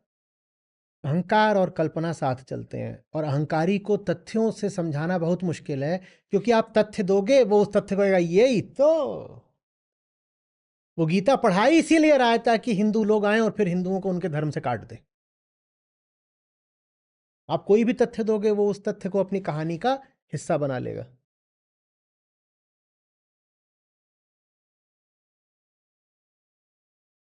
लोगन राम खिलौना जाना, मन माना, मन माना, मन को यहां हम पढ़िए।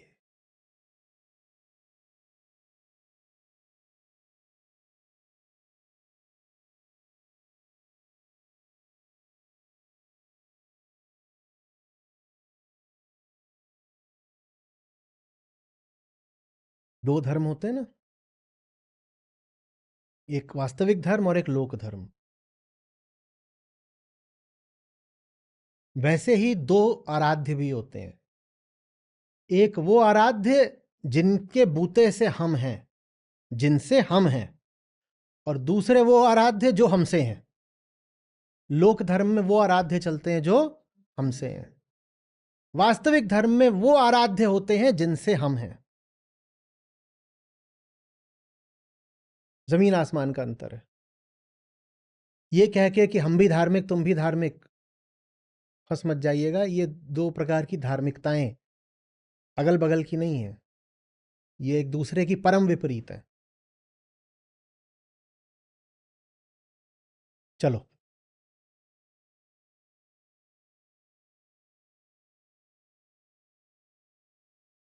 तुम सब मेरे दुश्मन हो, ठीक है?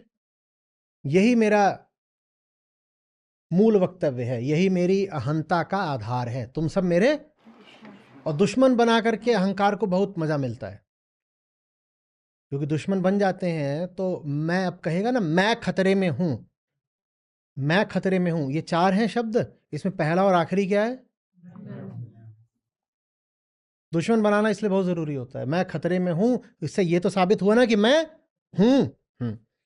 चलो, तुम सब मेरे दुश्मन हो, साबित करो कि नहीं हो, बोलो, प्रमाण दो। मैं तुम्हारे सारे प्रमाणों को घुमा के यही साबित कर दूंगा कि तुम दुश्मन हो। दो, कोई प्रमाण दो।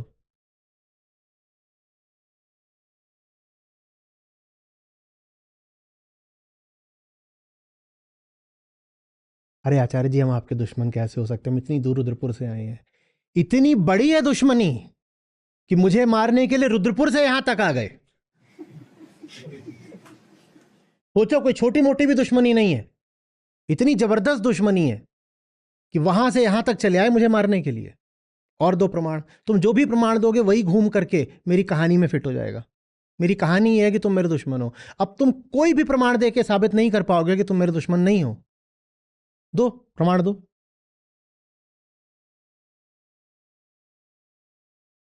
प्रमाण दो। बहुत सालों से जुड़े हैं करके आप। यही तो, इतने सालों से जुड़े हुए हो ताकि मुझे तुम पे भरोसा आ जाए और फिर तुम मुझ पे वार कर पाओ। इतने सालों से जुड़े हो ताकि तुम मेरा भरोसा जीत सको।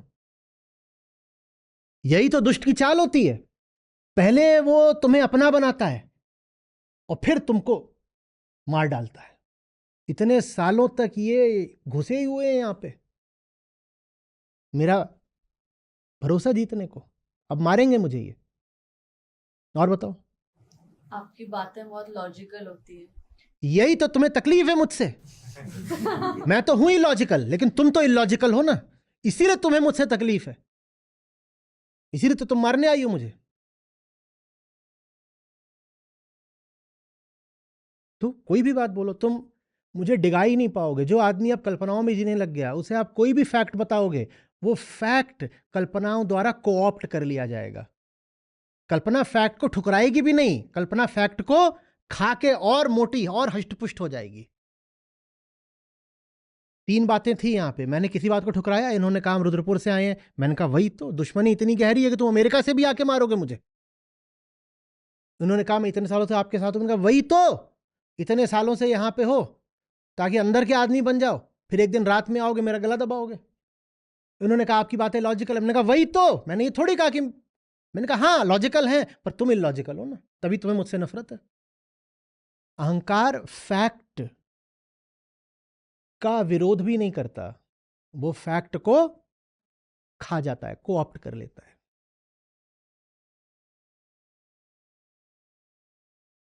तो इसीलिए जो कहानी बनती है वो गजब खिचड़ी होती है। उसमें उसमें बहुत सारे फैक्ट्स होंगे, पर उन फैक्ट्स को कल्पनाओं के ताने बाने द्वारा जोड़ा गया होगा। समझे बात को? ये फैक्ट है, ये फैक्ट है, ये फैक्ट है, ये फैक्ट है कहानी में, ये कहानी है पूरी, इसमें ये सब तथ्य हैं, और इनको जोड़ा कैसे गया है, नेटवर्क क्या है, ताना बाना क्या है, वार्प एंड वेफ्ट क्या है, वो कल्पना का है। तो आप ये भी नहीं कह सकते कि जो कहानी हो पूरी तरह काल्पनिक है। पूरी तरह काल्पनिक भी नहीं है, उसमें कुछ फैक्ट भी हैं। अगर फैक्ट एकदम ही ना हो तो पोल खुल जाएगी ना कि पूरी कल्पना में जी रहे हो। तो कुछ उसमें छोटे मोटे बीच में फैक्ट भी रख दिए जाते हैं, और फैक्ट रखे इसीलिए जाते हैं ताकि साबित किया जा सके कि कल्पना नहीं है, फैक्ट है। तो कुछ उसमें फैक्ट भी होंगे, और जब भी उस कहानी पर आक्रमण किया जाएगा तो कहा जाएगा तुमने कहा ये सिर्फ कल्पना है, क्या ये कल्पना है, क्या ये कल्पना है, क्या ये कल्पना है, क्या ये कल्पना है। जो जो फैक्ट होंगे उनको बड़े नाटकीय तरीके से और बड़े भावनात्मक तरीके से कहा जाएगा क्या ये कल्पना है, क्या ये कल्पना है, क्या ये तुमने वो दो चार फैक्ट रखे ही अपनी कहानी में इसीलिए थे ताकि खतरे के मौकों पर तुम चिल्ला के कह सको क्या ये सब कल्पना है। अब वो नहीं होगी कल्पना, लेकिन कहानी में जिस तरीके से तुमने उन तथ्यों का इस्तेमाल करा है वो तो काल्पनिक ही है। वो तथ्य अपने आप में काल्पनिक भले ना हो, पर तुम्हारी कहानी में उन तथ्यों का जैसे इस्तेमाल किया गया है वो तो बात पूरी काल्पनिक है।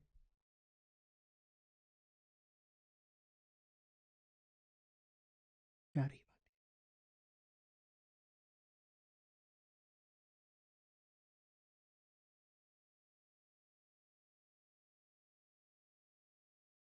लोगन राम खिलौना जाना।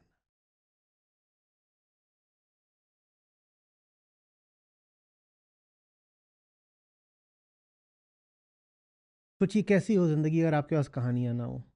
आजादी और किसको बोलते हैं?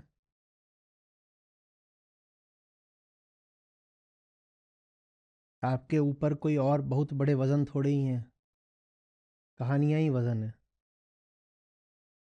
कोई बहुत बड़े बंधन थोड़े ही होते हैं, कहानियां ही बंधन है। कहानियां सामने राम खड़े हो ना तो उन्हें देखने न दें। हम लोग जब मैक्लोआइडगंज में थे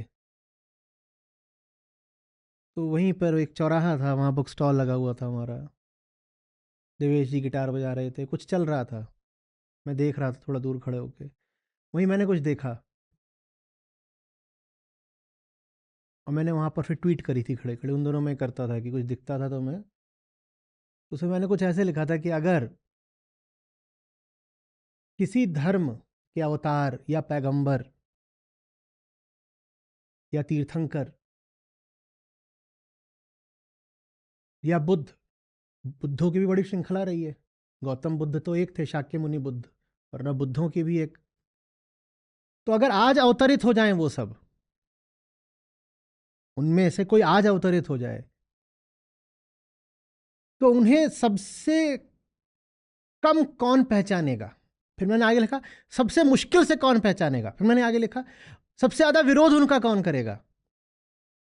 मैंने उत्तर दिया उसी धर्म के लोग। क्योंकि वो जो आ जाएगा वो तुम्हारी कहानियों में बैठेगा नहीं, बल्कि वो तो साबित कर देगा कि तुम्हारी एक एक कहानी झूठी है। राम को लेके तुम्हारी जो कहानियां हैं, आज राम सामने आ जाएं तुम उनका सम्मान नहीं कर पाओगे। बुद्ध को लेके जो कहानियां हैं, बुद्ध सामने आ जाएं आपके लिए मुश्किल हो जाएगा उनको इज्जत देना। क्योंकि जैसे बुद्ध सचमुच हैं वो आपकी कहानियों से मेल ही नहीं खाएंगे। आपकी कहानियों के बुद्ध, वास्तविक बुद्ध बहुत अलग बात है। अलग नहीं, विपरीत। आपके पास लोकधर्म के बुद्ध हैं, वास्तविक बुद्ध तो लोकधर्म के बुद्ध से बिल्कुल विपरीत होंगे। तो बौद्धों के लिए बहुत मुश्किल हो जाएगा बुद्ध को सम्मान देना, बुद्ध अगर आज आ जाए। हिंदुओं के लिए बहुत मुश्किल हो जाएगा कि वो राम को सम्मान दे दे। राम यदि आज प्रकट हो जाए तो, कृष्ण आविर्भूत हो जाए, सब कृष्ण भक्त भाग जाएंगे।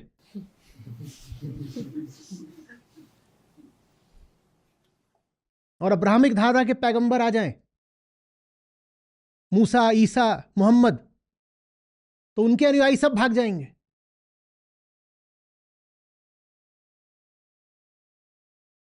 क्योंकि आपके पास क्या है? कहानियां। और जो आपके सामने आएगा जीता जागता इंसान, उन कहानियों से बिल्कुल अलग होगा। आपकी कहानियां सब झूठी साबित हो जाएंगी, आपका इतिहास झूठा साबित हो जाएगा, आपकी परंपराएं, आपकी संस्कृति, आपका धर्म सब झूठा साबित हो जाएगा। जिनके नाम पे आप धर्म चलाते हो, अगर वो सामने आ जाएं तो आपका धर्म ध्वस्त हो जाएगा। आप जिनके भक्त बनते हो, अगर वो सामने आ जाए तो आपकी भक्ति एकदम नकली और धोखे की साबित हो जाएगी।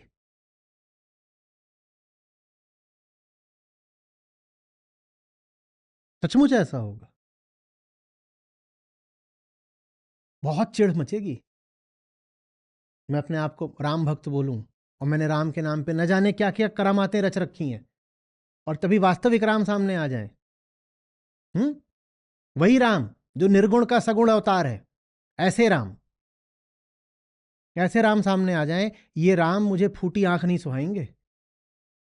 मैं तो कोशिश करूंगा किसी तरह से ये राम टलें, बला टले, और अगर मेरा जोर लगेगा तो मैं ऐसे राम को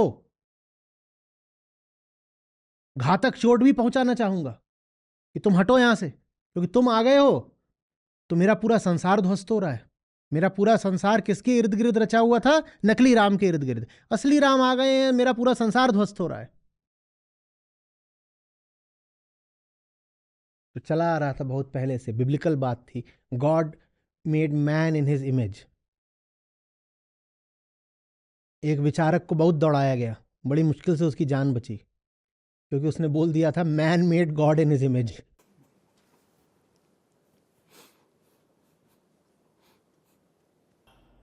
नमस्ते आचार्य जी। हाँ जी। मेरा ये प्रश्न है कि मेरे भीतर ये जो कहानी बनाने वाला बैठा है, इसको कैसे रोकूं? क्योंकि इसकी गति बहुत तेज़ मालूम पड़ती है।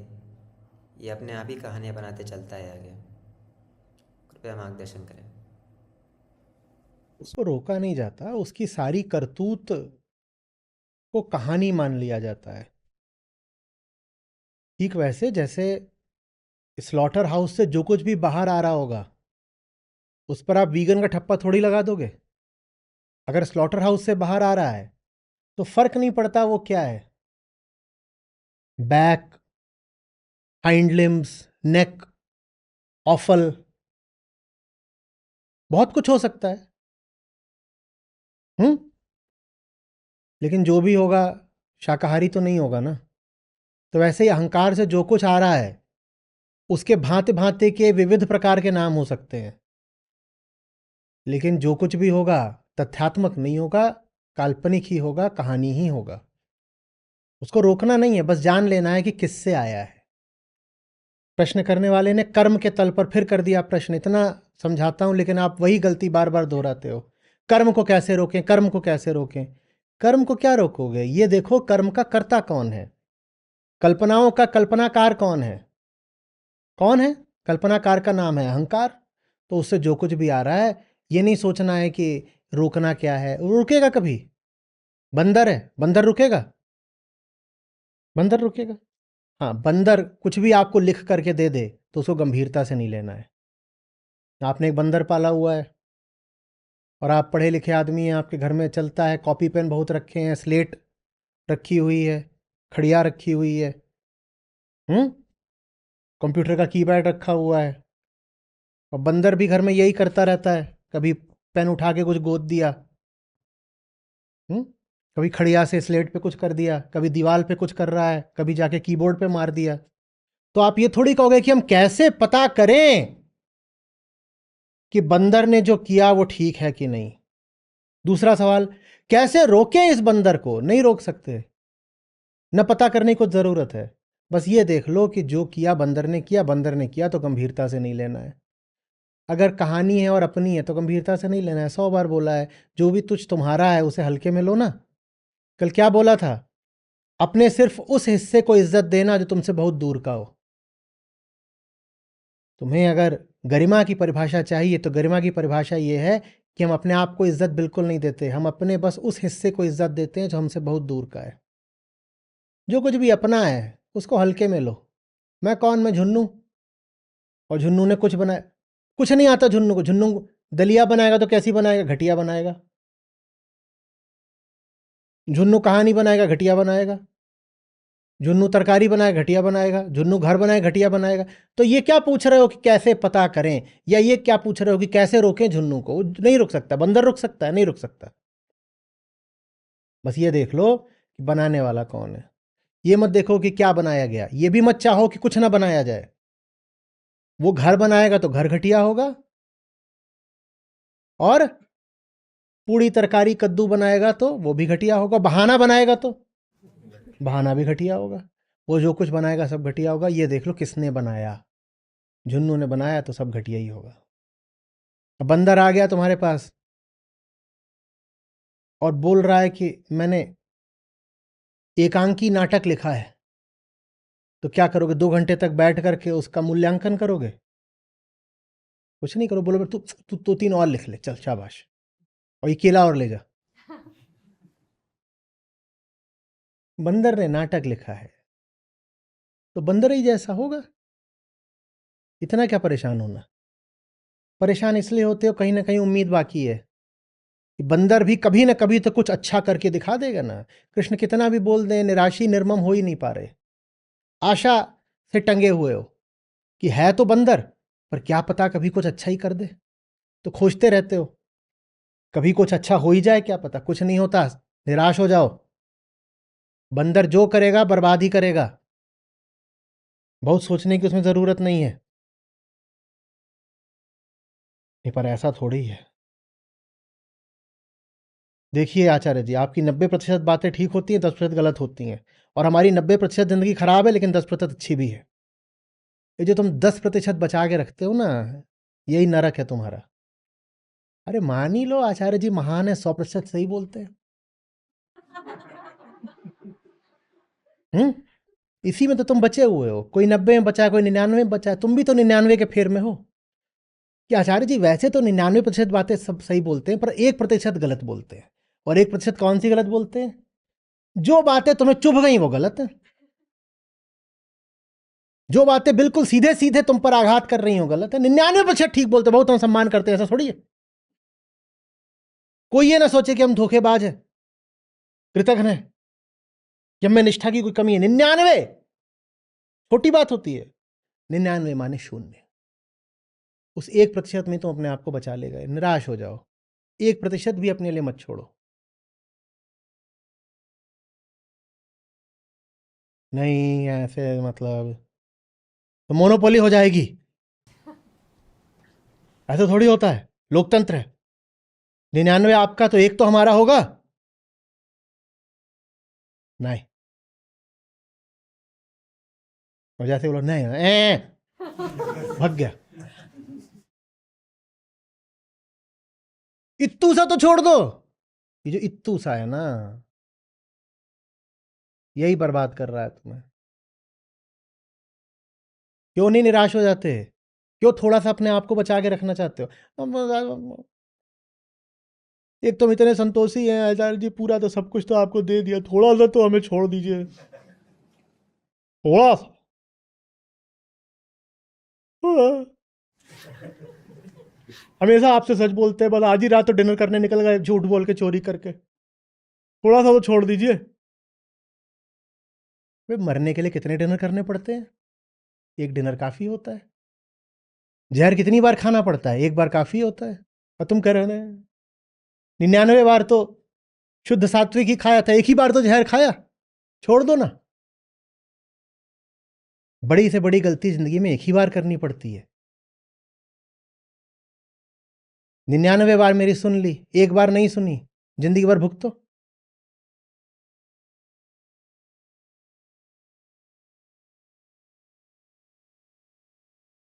समझ में आ रही बात? No exceptions, no allowances. No exceptions माने नो एक्सेप्शंस। रेशियो प्रोपोर्शन का खेल नहीं है, मामला एब्सोल्यूट है। ये मत कहो 99:1। ये अनंत का खेल है, इसमें अनुपात नहीं चलता। अनंत का कोई अनुपात होता है? और रेशियो बनाना भी है तो बोलो इन्फिनिटी:1 माने 0। 99:1 में तो तुमने अपनी सारी करतूतें सुरक्षित कर ली, और यह भी कह दिया कि हम तो अच्छे आदमी हैं। 99 बातें तो आचार्य जी की मानी, अपने आप को तुमने अच्छा कहने का खुद को हक भी दे दिया। वारे होशियारी, ऐसे नहीं। जो तुम लगे रहते हो कि थोड़ा बहुत तो हमारा भी ठीक होगा। क्यों? आप कोई भगवान है, आपकी कोई बात गलत नहीं हो सके। भगवान नहीं हूं, लेकिन मैं शिक्षक हूं, और मैं एक ही केंद्र से बात करता हूं। तो या तो मेरी सारी बातें गलत होंगी या सारी सही है। तुम्हें मेरी एक बात अगर गलत तुम्हें सिद्ध करनी है तो स्वागत है तुम्हारा, लेकिन फिर उस एक बात के साथ मेरी सारी बातें गलत मानो, क्योंकि मैं तो एक ही बात बोल रहा हूं सारी बातों में। अगर मैंने अलग अलग बातें बोली होती तो हो सकता था कि कुछ बात सही होती, कुछ बात गलत होती। मैं तो एक ही केंद्र से अलग अलग संदर्भ में, अलग अलग भाषा में अलग अलग वक्तव्य दे रहा हूं, पर सब वक्तव्यों में मर्म तो एक ही है। तो अगर मेरी एक बात गलत है तो मेरी सारी बातें गलत है। यह ऐसी सी बात है कि पाइथागोरस के थ्योरम का, प्रमेय का इस्तेमाल करके तुमने पूछा, आचार्य जी 6 और 8 है, बेस और परपेंडिकुलर हैं, तो बताओ हाइपोटेन्यूज कितना होगा? तो मैंने कहा 10। हाँ ठीक है, ये ठीक था, बढ़िया। समझ आ रही बात? आचार्य जी 3 और 4 है, बेस और परपेंडिकुलर, बताओ हाइपोटेन्यूज कितना होगा? मैंने कहा 5। हाँ ठीक है, ये भी ठीक है, चलो। फिर तुमने कहा आचार्य जी 12 और 5 है, बेस और परपेंडिकुलर, हाइपोटेन्यूज कितना होगा? मैंने कहा 13। बोले गलत निकला, देखा, ज्यादातर तो सही बोलते हो, बीच बीच में गलत बोल देते हो। अरे इंसान हो, खुद ही बोल रहे थे ना, छिपाते अपनी हार नहीं, इंसान है अवतार नहीं। बिल्कुल सही बोल रहे थे, गलती करते हो बीच बीच में। अरे दादा मेरे, जिस थ्योरम से 3 और 4 मिलकर 5 होते हैं और 6 और 8 मिलकर 10 होते हैं, उसी से 12 और 5 मिलकर 13 होते हैं। तो या तो मैं गलत होऊंगा, तो तीनों मामलों में गलत होऊंगा, नहीं तो मैं तीनों मामलों में सही हूं, क्योंकि मेरा सिद्धांत एक है। हाँ, हाँ, हाँ, तानाशाही ऐसा थोड़ी है।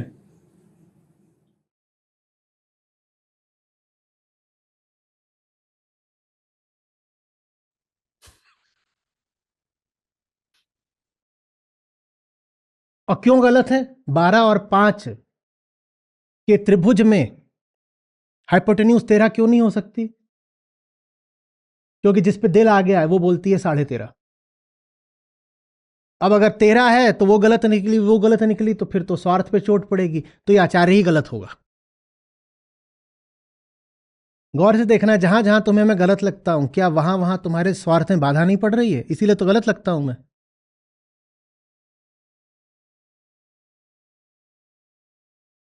हम्म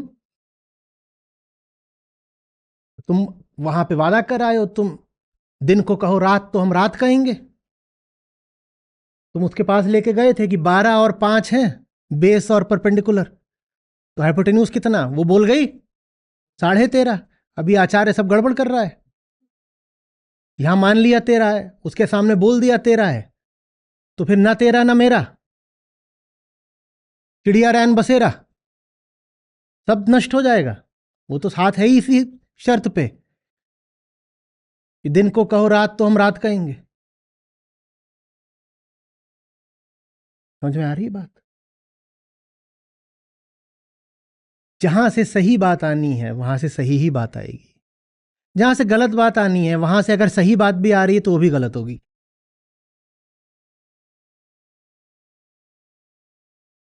जहां से सही बात आती है वहां से बात गलत भी लग रही है तो वो भी सही होगी, और जहां केंद्र गलत है वहां से बात अगर सही भी आई है तो भी उसे गलत ही जानना, सतर्क रहना। उपनिषदों से कुछ मिल रहा है जो दिल दुखा रहा है तो भी तुम्हारे हित का है, ये मत कह देना गलत है। दिल दुखता है तो दुखे। और मनोहर कहानियों में कुछ मिल रहा है, धर्म में भी तो मनोहर कहानियां बहुत चलती हैं, वो धार्मिक मनोहर कहानियों से कुछ मिल रहा है जो बड़ा रसीला लग रहा है, आ हा हा रस बह गया, तो भी जान लेना कि यहां पर फंसेंगे, नरक है।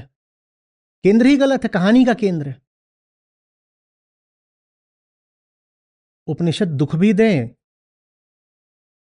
तो भी अनुग्रह मानना, और कहानियों से सुख भी मिलता हो, रसधार भी मिलती हो, तो भी दूर रहना। कहानियां सब जो मैं बोरा तो राम तोरा, लोग मरम का जाने मोरा। जो मैं बोरा तो राम तोरा, लोग मरम का जाने मोरा। माला तिलक पहरी मन माना, लोगन राम खिलौना जाना। माला तिलक पहरी मन माना, लोगन राम खिलौना जाना, जो मैं बोरा तो राम तोरा, लोग मरम का जाने मोरा, जो मैं बोरा तो राम तोरा, लोग मरम का जाने मोरा। थोड़ी भक्ति बहुत अहंकारा, ऐसे भक्ता मिले अपारा। थोड़ी भक्ति बहुत अहंकारा, ऐसे भक्ता मिले अपारा। जो मैं बोरा तो राम तोरा, लोग मरम का जाने मोरा। जो मैं बोरा तो राम तोरा, लोग मरम का जाने मोरा। लोग कहें कबीर बोराना, कबीर का मरम राम जाना। लोग कहें कबीर बोराना, कबीर का मरम राम जाना। जो मैं बोरा तो राम तोरा, लोग मरम का जाने मोरा। मैं बोरी मेरे राम भरता, ता कारण रची करु श्रृंगार। मैं बोरी मेरे राम भरता, ता कारण रची करु श्रृंगार। जो मैं बोरा तो राम तोरा, लोग मरम का जाने मोरा। जो मैं बोरा तो राम तोरा, लोग मरम का जाने मोरा।